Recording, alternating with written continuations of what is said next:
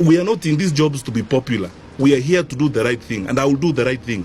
We must sort this thing out. Honorable members, hapa lazima tukubaliane. We have to sort this thing out. So, Golosh, I am sorting it out. That's what we are trying to do. I wish this gentleman was cooperative.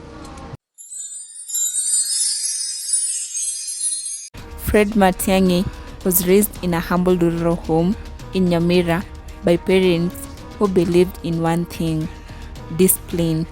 They were not famous, but they shaped a man who would one day command national authority. In his home, respect was law, education was survival. That I would never have gone to school, or I would never have finished school without my mother. And hard work was the only way forward. Like strong roots behind a tree, these parents built foundation you see today. And from that quiet village rose one of the Kenya's most powerful figures. I was raised up in an environment where 2 and 2 is 4. It can't be any other thing. My late father taught us that always stand by and stick with the truth, even if you are the only one on that position, and live that way. That's a choice. And then I think as we grew up, some of us, and let me say myself, I made that choice. It has worked for me. If I would like to do something, I do it with all my heart. If I don't want to do it, I don't want to do it. If I believe this is the right thing to do, I stick with it, even if I'm the only one in that position. And life, actually, in my view, people might think it's very difficult that way, but I find it exciting and easy. I mean, these are the goals you want to pursue in life. You stay on that path, and you get the work done. You don't live a life where you're giving excuses every day about things, even when it's away from cameras, away from the power corridors. Fred Matiang'I has a deeply private side. When it comes to his wife, Matiang'I keeps that chapter tightly closed. Very little is publicly known about her identity, and that is not by accident. It's by design. In a world where politicians often put their families on display, Matiang'I chose the opposite path: protection over publicity.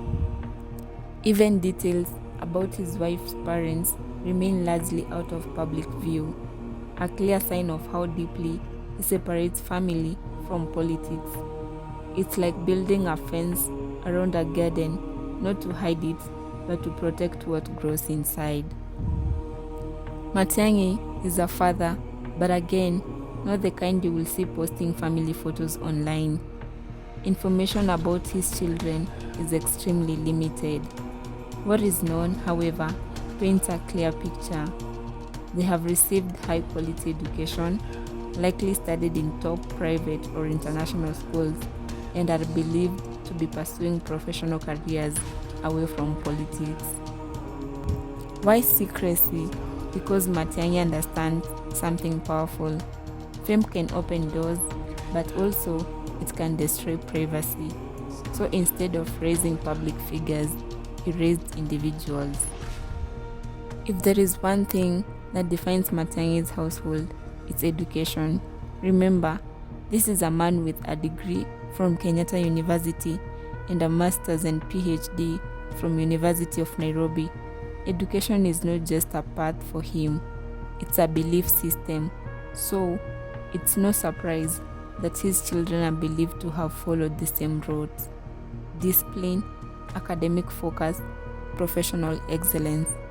In his home, books are not decoration, they are tools of power.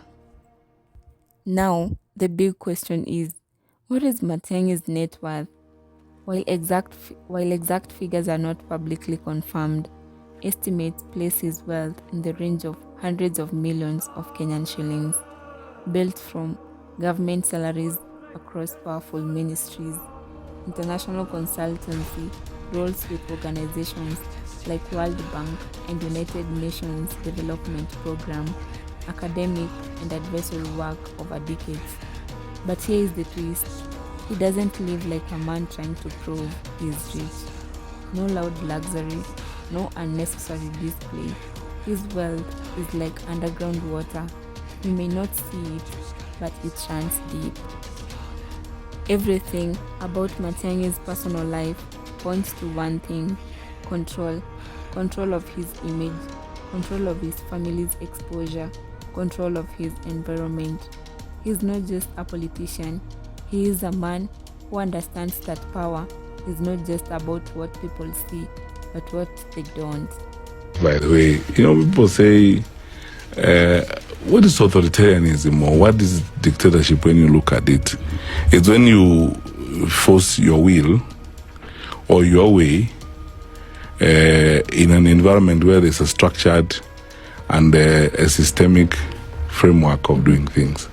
There is nothing that happened, in that department or any department where I worked that was outside the established regulations and system. So while many leaders live their lives in the open, Fred Matiang'I chose a different path. A quiet family, a protected home, a controlled narrative. Like a book with missing pages, his life leaves you curious, wanting more, but never giving everything away. What do you think? Is privacy a strength or weakness in a leadership? Drop your thoughts below, and don't forget to subscribe to Cash Media Kenya for more untold stories behind powerful figures.